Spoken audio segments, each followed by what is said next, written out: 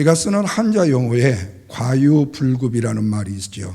이 말의 뜻은 정도가 지나치면 미치지 못함과 같다라는 말의 뜻입니다. 다시 말하면 넘침이라는 것은 부족함과 다름이 없다.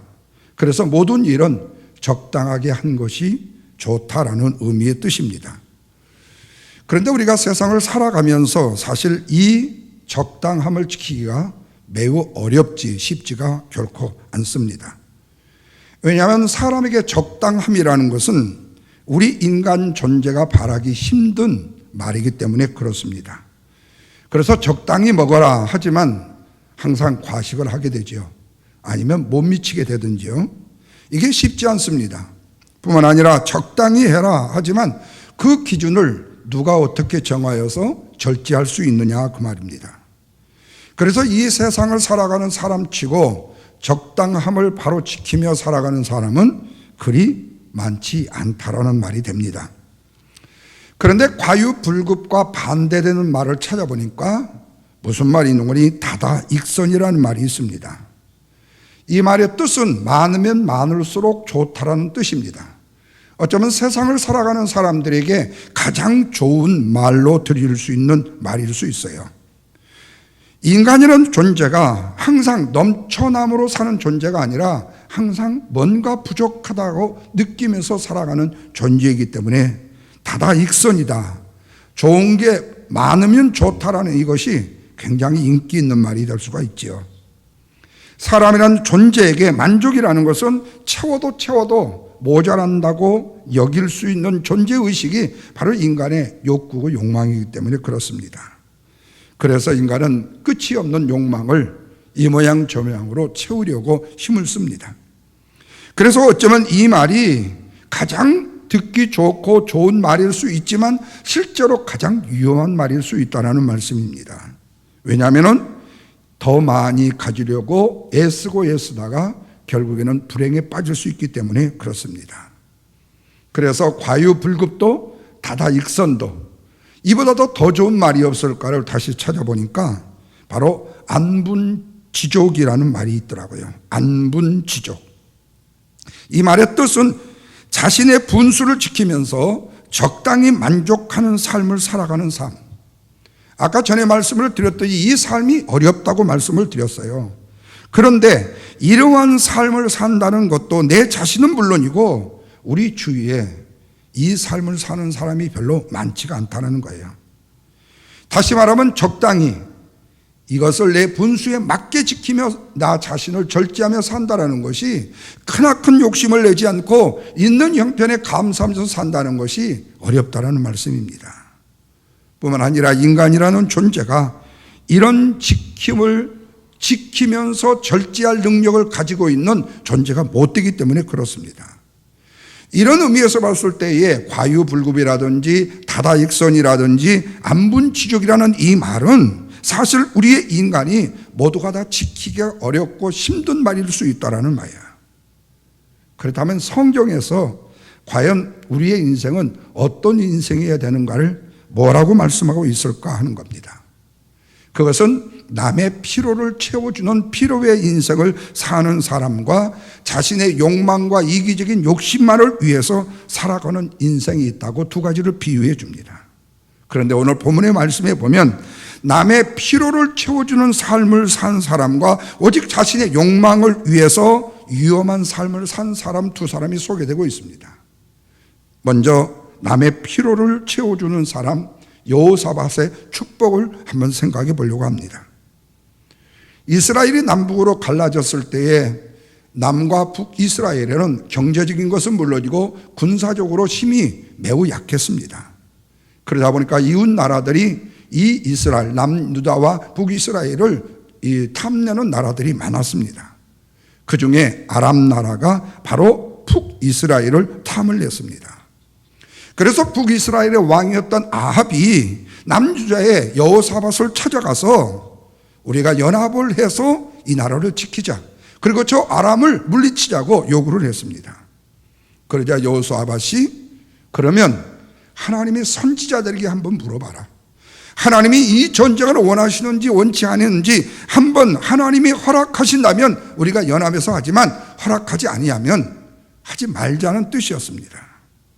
그러자 이 아합은 거짓의 영을 받은 400 이상의 거짓 선지자들을 모아놓고 모두 다 이 전쟁은 합당합니다, 이 전쟁을 하면 이길 수 있습니다라고 동의를 얻어내게 됩니다. 그래도 미심쩍어서 여호사밧이 당시에 아합에게 상당히 매서운 예언을 했던 미가야 선지자에게 그러면 한번 물어보자고 이 얘기를 해요. 그때에 내시를 보내가지고 미가야 선지에게 거짓 동의를 해달라고 요구를 합니다. 그래도 미가야 선지자는 끝까지 정직한 예언을 해요. 바로 그 예언이 뭐냐면은 아합이 죽게 되는 예언, 그리고 아합이 여러 가지 처절한 슬픔과 곤고를 당하는 예언들을 얘기합니다. 그럼에도 불구하고 이스라엘 왕 아합은 유다의 여호사밧에게 군대를 이끌고 길르앗 라못으로 모이라고 함께 명령을 하는 거예요. 요구를 하는 겁니다. 그래서 오늘 본문 29절 말씀해 보시면 유다 왕과 유다의 여호사밧이 어디로 올라갔다고 그랬어요? 길르앗 라못으로 올라갔다라고 말씀하고 있습니다. 그런데 이렇게 연합 전쟁으로 하면 마음과 힘을 모아서 함께 전쟁을 치료해야 되는데 여기서 아합이 아주 놀라운 계략적 술수를 꾸미게 되어져요. 자, 30절입니다. 다 같이 한번 읽습니다. 이스라엘 왕이 여호사밧에게 이르되 나는 변장하고 전쟁터로 들어가려고 하니까 당신은 왕복을 입소서 하고 이스라엘 왕이 변장해서 어디로 갔다고요? 전쟁터로 들어갔다, 그렇게 말씀했어요.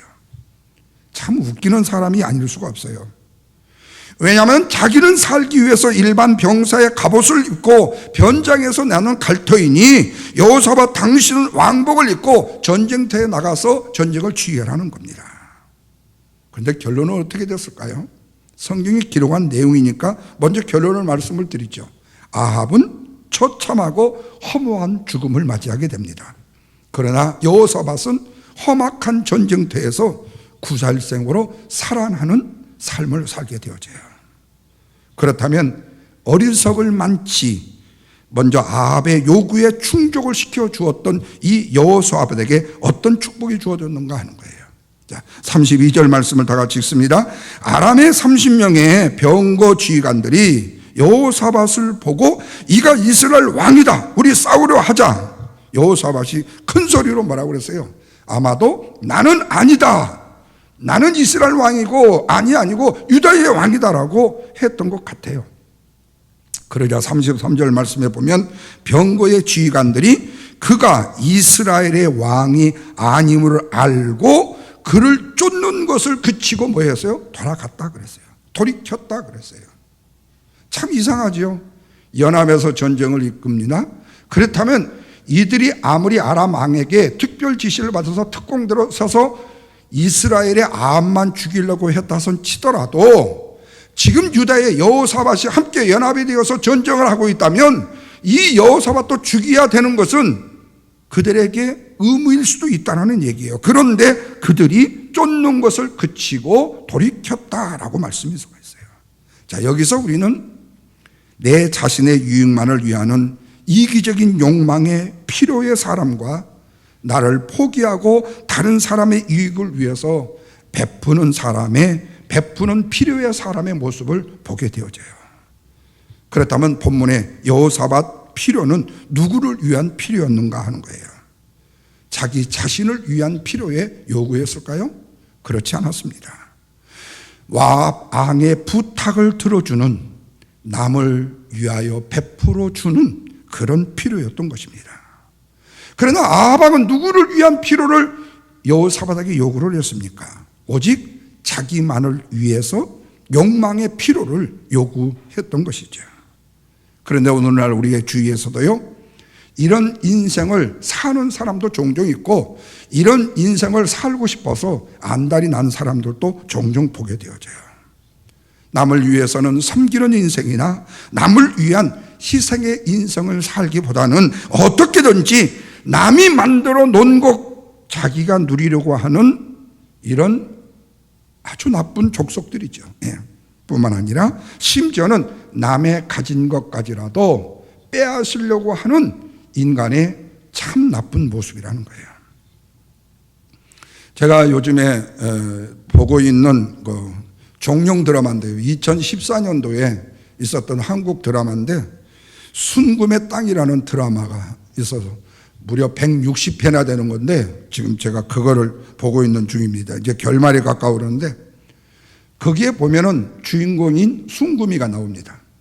그리고 순금이의 친구인 진경이가 거기에 나와요.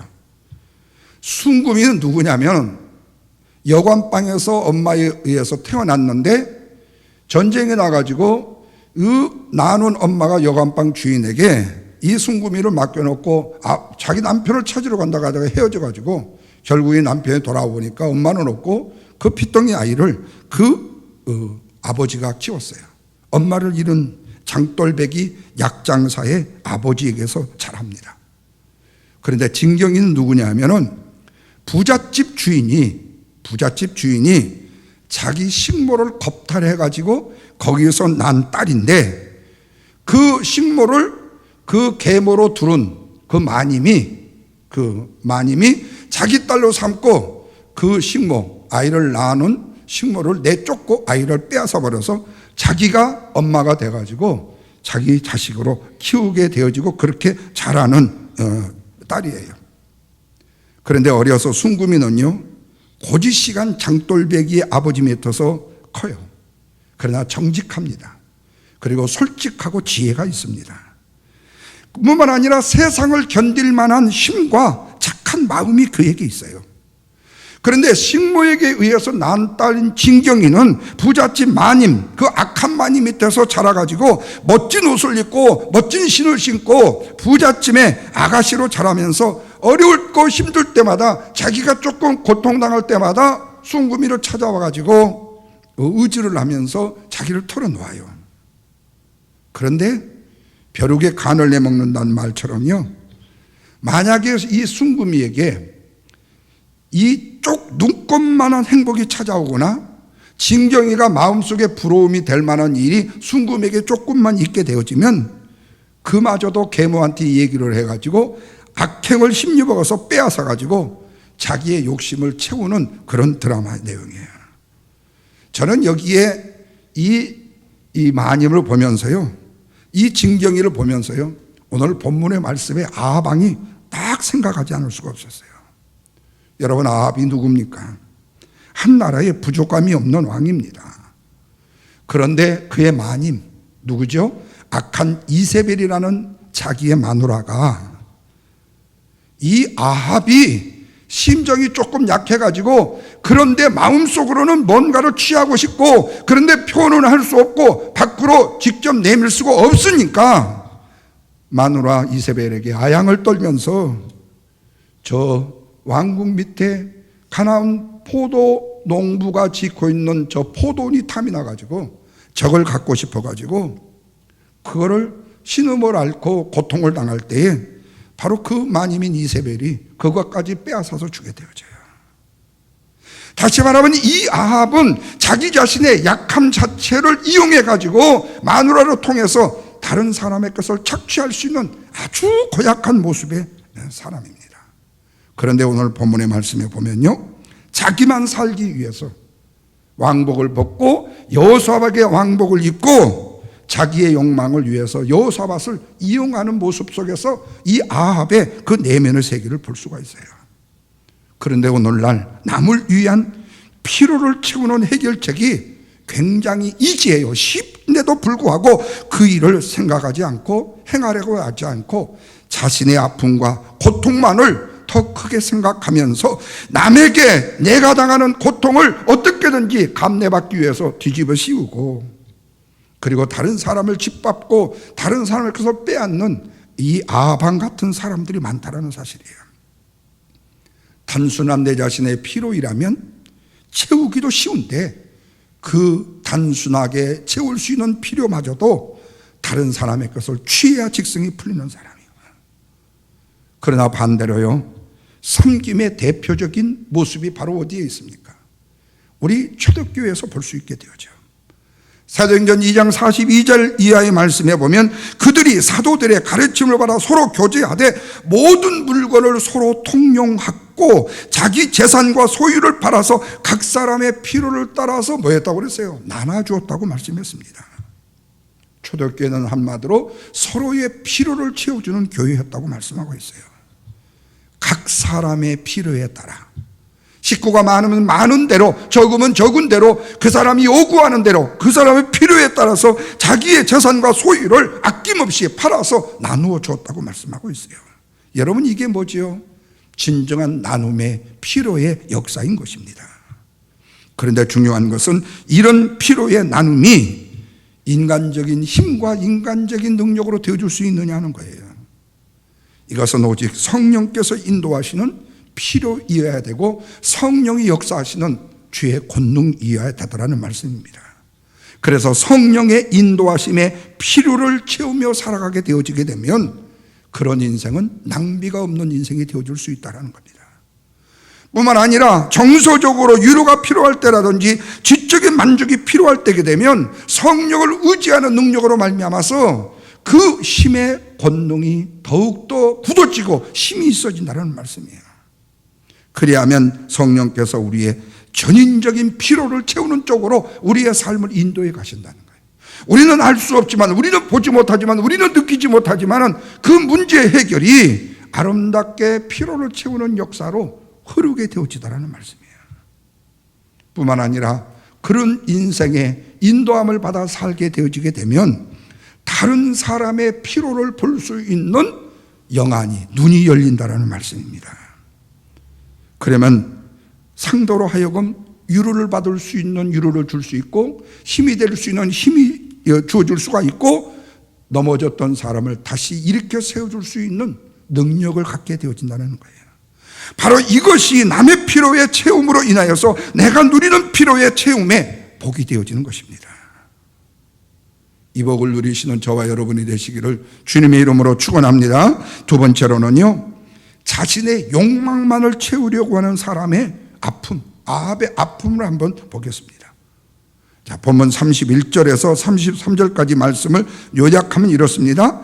아람 왕이 30명의 지휘관들에게 이스라엘 왕과 싸우라고 명령을 하지요. 그래서 보니까 여호사밧이 보이는 거예요. 그런데 자세히 보니까 이스라엘 왕이 아니에요. 그래서 쫓기를 뭐 했다고요? 그치고 돌이켰다, 이렇게 말씀해요. 자, 여기서 우리는 남을 먼저 배려하지 아니하고 자신의 이기적인 욕심을 키우려는 사람, 그 사람을 하나님은 절대로 그냥 방치하지 아니하시더라는 사실이에요. 뿐만 아니라 내 필요가 아님에도 불구하고 다른 사람의 필요를 채워주기 위해서 나 자신을 헌신하는 사람의 삶 자체도 그대로 방치하지 않으시는 것을 보게 되어져요. 결국에 어떤 일이 벌어졌는가를 보십시다. 하나님의 필요라는 것이요, 인간의 욕망을 향해서 무서운 징계의 화살촉을 쏘게 되더라는 말씀입니다. 인간이 갚지 않아도 하나님이 갚으시고, 인간이 행하지 않아도 하나님이 그 화살촉을 바로 자기 이기적 욕망과 욕심만을 위했던 아합을 향해서 쏘게 되다는 말씀이에요. 이 사실이 바로 본문 34절입니다. 다 같이 한번 읽습니다. 한 사람이 무심코 활을 당기어 이스라엘 왕의 갑옷 솔기에 뭐였어요? 맞췄어요. 그런데 왕이 그 병거를 모는 사람에게 내가 부상했으니까 네 손을 돌이켜가지고 나를 군중에서 나가게 하라 그랬어요. 자, 여기에 보면 아람의 군대의 한 병사가 무심코 활을 당겼는데 하필이면 누가 맞았다? 아합이 맞았다 그 말이에요. 여러분, 저수지에 수많은 개구리들이 꽉꽉 울고 있는데 어떤 사람이 큰 돌멩이가 나가지고 탁 던졌는데 하필이면 어느 한 개구리의 머리에 통에 딱 맞는 것과 똑같아요. 그 확률이라는 것은 그렇게 많지 않다는 거예요. 무심코 활을 당겼는데 하필이면 변장에서 숨었던 아합의 갑옷에 솔기에 맞았더라 그 말이에요. 자, 그리고 35절입니다. 그런데 그렇게 솔기에 맞았으면 그 부상이 별로 심하지 않았다는 거예요. 그런데 35절에 이것도 우연은 아니죠. 이날의 전쟁이 맹렬함으로 인하여 지금 마차를 끌고 아웃사이드로 나가자고 지금 아합이 그 마차를 모는 사람한테 이 얘기를 했어요. 그런데 싸움이 맹렬했다는 거예요. 그래서 왕이 탄 병과가 밖으로 나갈 수가 없었다는 거예요. 붙들려 서서 아람 사람들을 막다가 언제까지 이르러 버렸어요? 저녁까지 가버렸다는 거예요. 그런데 결국에 아합은 피를 많이 흘려서 병거 바닥에 피가 고일 정도로 있다가 아합이 어떻게 되어버렸습니까? 죽었다고 말씀하고 있습니다. 그래서 36절 말씀에 보면 왕이 이미 죽음에 그렇게 말씀했어요. 자, 결국 아합은요, 가지가지의 세상적인 술수와 계략을 꾸몄음에도 불구하고 어떻게 죽습니까? 너무 허전하고 허망하게 죽게 되더라는 거예요. 그것도 무심코 당겨진 아람 군인의 활에 의해서 그 활촉이 아합의 갑옷을 뚫고 들어가 결국에는 아합은 많은 피를 흘리고 죽음에 이르게 되더라 그 말이죠. 여기서 우리는 왜 이렇게 허망한 죽음을 아합이 맞이할 수가 있었을까 하는 거예요. 이렇게 말하면 또 조금 이상하게 말한다고 얘기할 수 있지만 성경의 이야기이기 때문에 그것은 남의 필요를 채우는 필요보다도 자기 자신의 이기적인 욕망을 따라 그 필요만을 추구하려고 했던 사람에게 주어진 하나님의 뭐예요? 징계라는 말씀입니다. 사실 아합은요, 이렇게 죽을 상황까지 이르렀던 것은 결코 아니에요. 상처도 그렇게 깊은 것도 아니었어요. 충분히 빨리만 피신을 했으면 그가 치료받고 나을 수도 있었어요. 그런데 전쟁이 맹렬해서 밖으로 가고 싶어도 갈 수가 없었다는 거예요. 수많은 시간이 흘러서 결국에는 피가 많이 흘렀다는 거예요. 인간적인 지혜가 통하지 않았다는 말씀입니다. 생각대로 아람 왕이 움직여 주었지만은 자기에게 세상 말로 운이 따르지 않았다는 겁니다. 그래서 아합은 사람의 손에서 벗어났고 생명을 유지하는 듯 했지만 환경과 상황은 그러했지만 결과는 어떻게 됐다는 거예요? 완전히 달랐다는 얘기입니다. 여호사밧은 죽음을 피하여서 살았지만 아합은 무심코 한 병사가 쏜 화살에 맞아 죽었습니다. 피를 흘리다가 병고에서 죽었다고 말씀했어요. 사랑하는 여러분, 오늘 여기서 우리는 굉장히 중요한 교훈 하나를 얻게 됩니다. 인간의 삶과 죽음이라는 것은 사람의 의도대로, 사람의 생각대로, 사람의 계획대로 찾아오지는 않는다라는 말씀입니다. 그래서 이 말도 조금 우리가 좀 무서운 말이에요. 여호사밧은 하나님 보시기에 선하기에 죽어야 될 상황에서도 살아나게 되는 역사를 이루었지만은 죽음의 위기에서 벗어나 그는 위험한 지경에서 살아날 수도 있었지만 반면에 아합은 하나님이 보시기에 악을 행하는 왕이었기 때문에 살 수 있는 기회가 충분했음에도 불구하고 그는 결국 어떻게 돼요? 죽게 되더라는 거예요. 이 말을 다른 말로 하면 뭐죠? 인간의 삶이라는 것은 누구에 달려있다고요? 하나님의 주권적인 삶에 달려있기 때문에 그렇다고 말해요. 그래서 우리는 세 가지를 알아야 됩니다. 하나님은 속일 수 없는 분이다라는 거예요. 그래서 바울은 6장 7절에 갈라디아서 6장 7절에 하나님은 사람이 무엇으로 심든지 그대로 거두게 하시는 분이라고 말씀을 하고 있어요. 이 말을 다른 말로 말하면 우연이라는 것은 하나님 앞에 있을 수 없다는 겁니다. 모두 다 하나님의 역사는 필연이라는 겁니다. 하나님의 인도하심에는 결단코 인간적인 계획과 인간적인 생각이 역사될 수 없는 오직 하나님의 주권적인 역사만이 인도되어 줄 수 있다. 사람이 이해할 수 없다 할지라도, 사람이 이해가 안 된다 할지라도, 사람으로서는 도무지 안 된다고 할지라도 하나님은 하나님의 섭리대로 역사하시다는 거예요. 무심코 담긴 어떤 한 사람, 한 병사의 활에 의해서 이스라엘 왕의 갑옷에 솔기에 쏘았는데 결국에는 죽게 됐다는 거예요. 이것을 우리는 뭐지요? 우연이 아니라 하나님의 필연이라는 거예요. 다시 말하면 하나님의 진노와 애언을 실현시키는 하나님의 섭리였던 것입니다. 그래서 하나님께서는 우리에게 원하시는 것이 뭐냐? 공짜가 없다는 거예요. 그래서 로또 복권을 좋아한다거나요. 아이, 그냥 재미로 샀어. 그냥 어찌 뭐 되네. 그러나 그 속에 은근히 또 간절하게 하나님 앞에 작정기도를 했을지도 모르잖아요. 뭐 12억 불짜리 뭐 워싱턴주에도 지금 그런다고 그러는데요. 이런 불로소득을 얻으려거나 심지어는 노름을 해가지고 남이 가지고 있는 많은 돈들을 따먹으려고 생각하는 생각들은 애초부터 마음으로부터 장난으로도 생각하지 말라는 거예요. 여러분, 여기서 우리는요, 우리가 살아가는 인생도요, 내 자신의 욕망만을 위해서 살 것인가 아니면 남의 필요를 위한 삶을 살 것인가를 다른 사람이 결정해 주지 못하기 때문에 내가 선택하고 내가 결정해야 되기 때문에 내가 스스로 선택을 해야 됩니다. 그러나 기억해야 될 것은 성령은 우리를 필요의 삶으로 인도하시지만 악한 사단 마귀는 우리를 욕망의 삶으로 인도한다는 사실을 잊어서는 안 됩니다. 그러면 욕망의 삶이라는 것이 뭐예요? 그것은 하나님이 없다, 하나님이 안 계신다라는 사실을 전제하고 있는 말이에요. 왜? 하나님이 없으니까요. 남의 시선과 남의 관심에 매달리는 거예요. 사람에게 촉각을 두는 거예요. 그래서 다른 사람이 나를 어떻게 볼까? 다른 사람이 나를 어떻게 여길까? 자꾸 나를 순교시키는 거예요. 아까 순금의 땅이라서 나오는 그 주인공인 순금이는요, 자기 자신을 속이지 않아요. 다른 애들이 약장사 딸이라고 놀립니다. 노래를 잘한다고, 그리고 아버지가 약장사라고 놀립니다. 그리고 그 해충약을 파는 애인데요, 그 아버지가요, 그 해충약을 팔 때에 그 해충 길이가 이렇게 긴 그걸요, 유리병에 담아가지고 이걸 가지고요, 이런 해충이 이 약을 먹으면 나온다고 하니까, 나중에 그러면서요, 이 약을 팔기 위해서 이 해충이 바로 내가 싼 똥에서 나왔다고 얘기를 해요. 그런데 걔가 나중에 그 지역에 좀 오래 살다가 천막학교에 갔잖아요.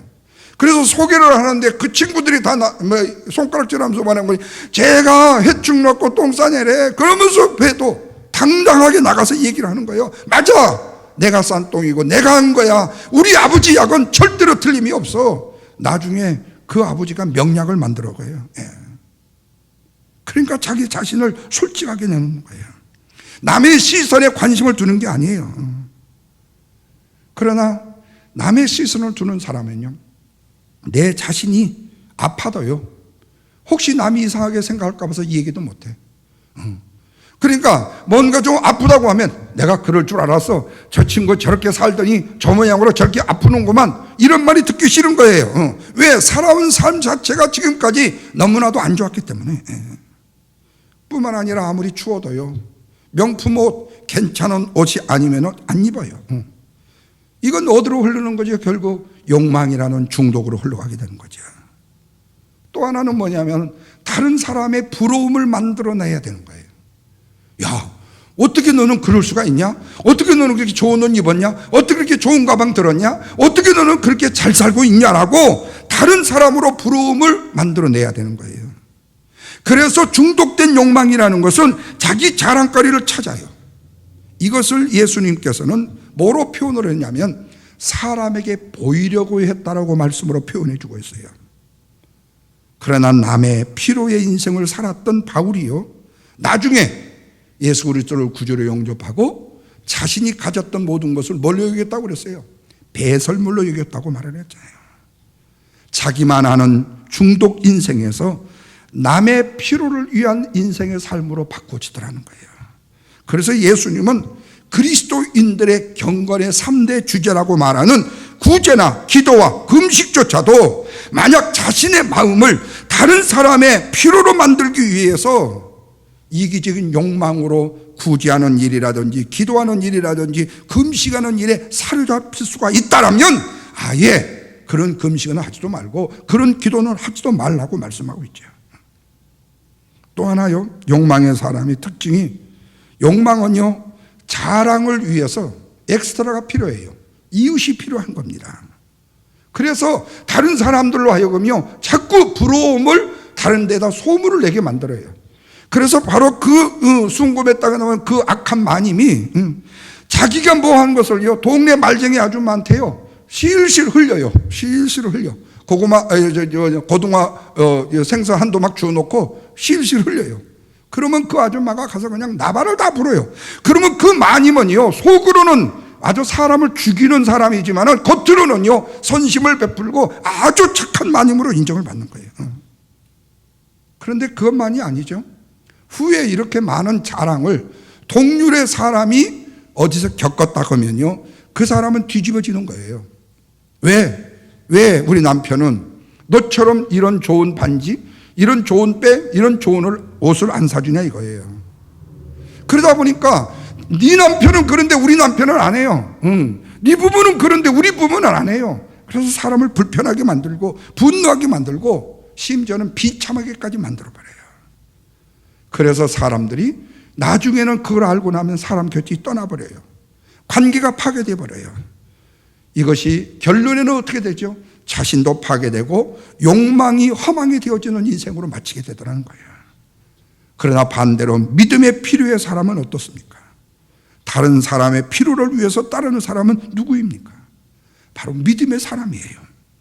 이런 사람은 지금의 상황에서 가장 필요한 것이 무엇인가를 바로 알고 믿고 하나님 앞에 구하게끔 되어져 있어요.